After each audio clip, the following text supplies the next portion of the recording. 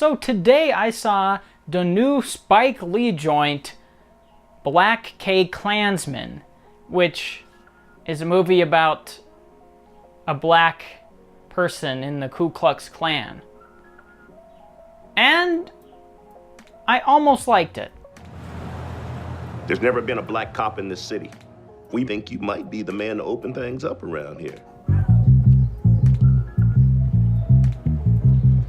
And like I said, this is a movie from Spike Lee who has kind of become this controversial pop culture figure. He's been made movies like Malcolm X, which is of course super controversial. A couple years ago, he made a movie called Chi-Raq or Chick-Raq or something like that.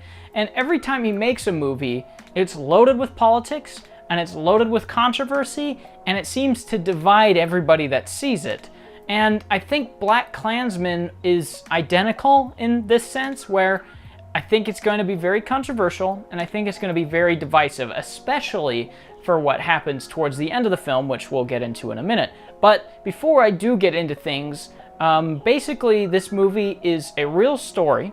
It's about a black cop in Colorado Springs who infiltrates the KKK while simultaneously being a part of the Black Panthers. Ron Stallworth retired when I was the detective at the Colorado Springs Police Department in 1978. I launched a investigation into the Ku Klux Klan, a chapter that was forming and trying to expand in my city. And the movie is just about that. It's like a slice of life almost for these real people.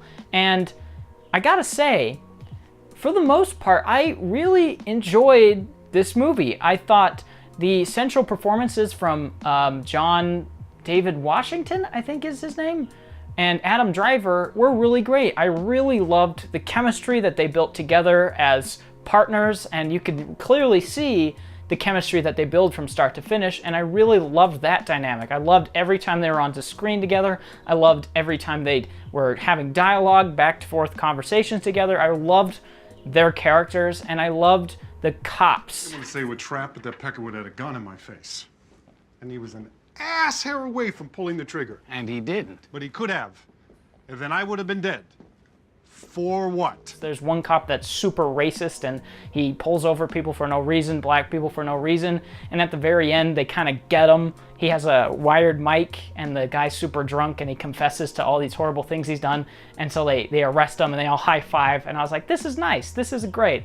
So the cops I really loved. I loved everything they did with them, and I really liked the characters in general and the performances of the movie. Like I said, Adam Driver does a great job, John David Washington does a great job, and then there's some weird cameos in this, like Alec Baldwin makes a cameo appearance at the start, and I really liked what they did with him. I'm not sure quite the point of it, but I just liked Alec Baldwin, seeing him in this kind of comedic-ish role. I liked all of the different stories that were happening at the same time. There's like, the main cop is with the Black Panthers, and the president is kind of, he's falling in love with, and then he is pretending to be a white guy over the phone with the Ku Klux Klan, and then the alter ego is Adam Driver, who is also playing him, who goes to the Ku Klux Klan, and then he kind of listens in, and they gather intel to see if they're capable of an attack, and then they thwart an attack at the end, and all of that stuff I really enjoyed. I really enjoyed this movie's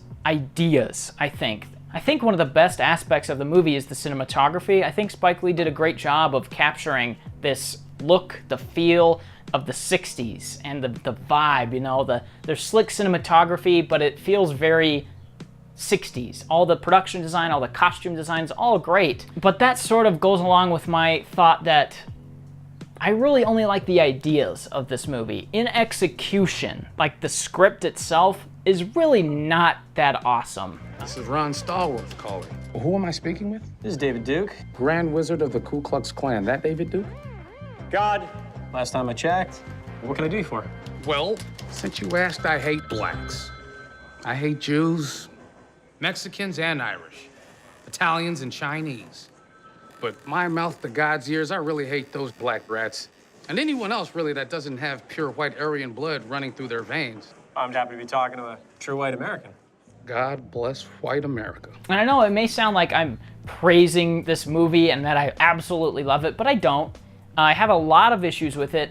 The first being the pacing of the movie. This movie is like over 2 hours long, and it doesn't need to be that long. I think there's a lot of scenes that could easily be trimmed or completely cut out of the movie. There's one scene where a sergeant takes the black cop, John David Washington, to the side and says, there's going to be a president that will be like Duke Diver, the Grand Wizard of the KKK someday. And he's like, and the cop's like, nah, you're out of your mind. And he's like, it's pretty naive of you for being a black guy to think that way. And then the scene just ends, and I'm like, okay, it's an obvious jab at Donald Trump, but why did we need that in the movie? It just cannot be a period piece. We had to put stuff in the film. We have to connect it again to the world, to the crazy world we live in today with this crazy guy in the White House. What was the purpose that it serves to the story? And the answer is it doesn't. And that's the biggest issue I have with this movie, is that there are a lot of scenes like this. And it kills the pacing. It kills the pacing of the movie. There's some really wonderful scenes in here, like I've been talking about. There's a great scene when John David Washington's on the phone with Topher Grace, who I actually really liked as well in this movie, who is he's playing the Grand Wizard of the KKK. And there's a great moment when Topher Grace is like, I know you're a white guy because of the way you pronounce R. You don't say R like the black guys do. You say R like white people do. And he's kind of on the phone, and his sergeant's sitting next to him, and they're just laughing at him anytime he says something racist. And he's like, I know you're white because of the way you pronounce words, and they're laughing and having a great time. And that scene's really fun. I'm like, yes, this is great. But then it comes directly to that, to a scene like the one I just described, where they're talking about President Trump very obviously. And it just is like, it's like just stopping and starting constantly. It's like driving in a residential area where you get up to speed and then you have to stop. And you get up to speed and you have to stop.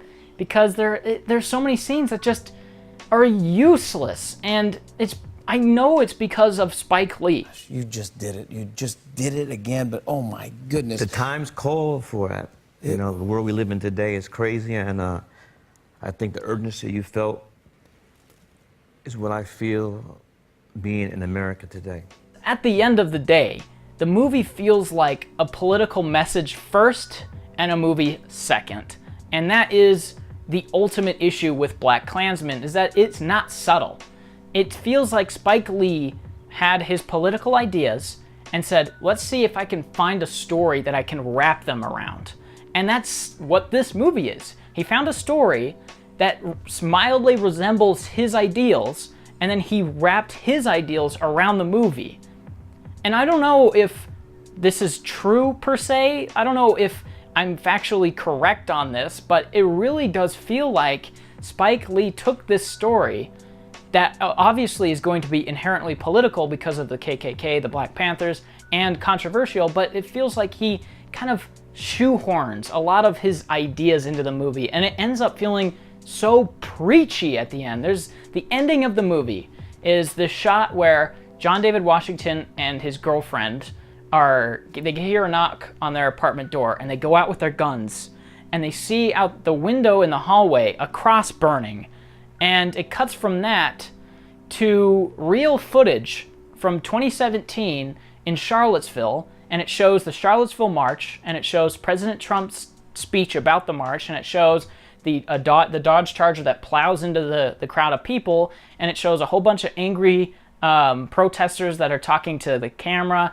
and it shows like David Duke, or Duke Diver, I think his name, who is the Grand Wizard of the KKK, talking and endorsing Trump, and then the movie ends.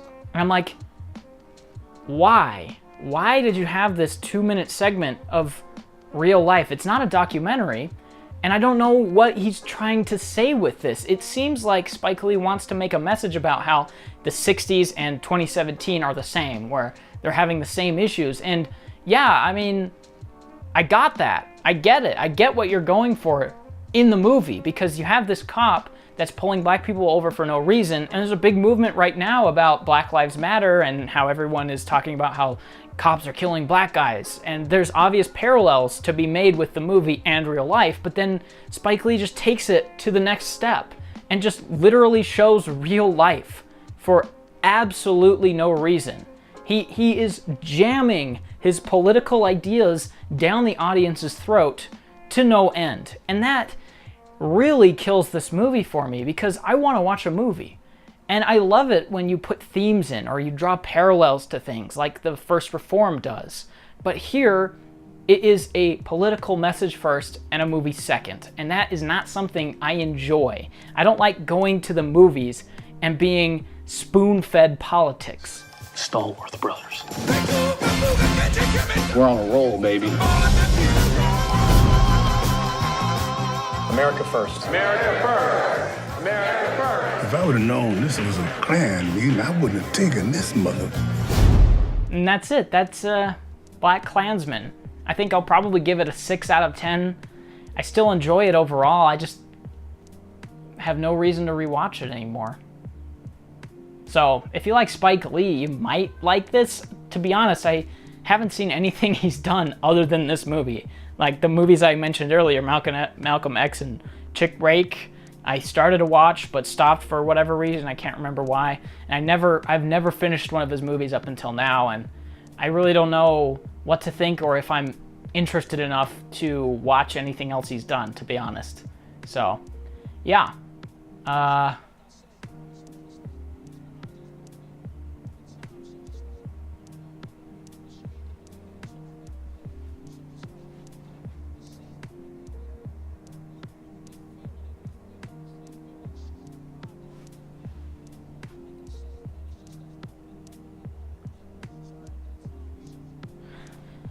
So I just saw Slender Man, and it was the worst movie of the year.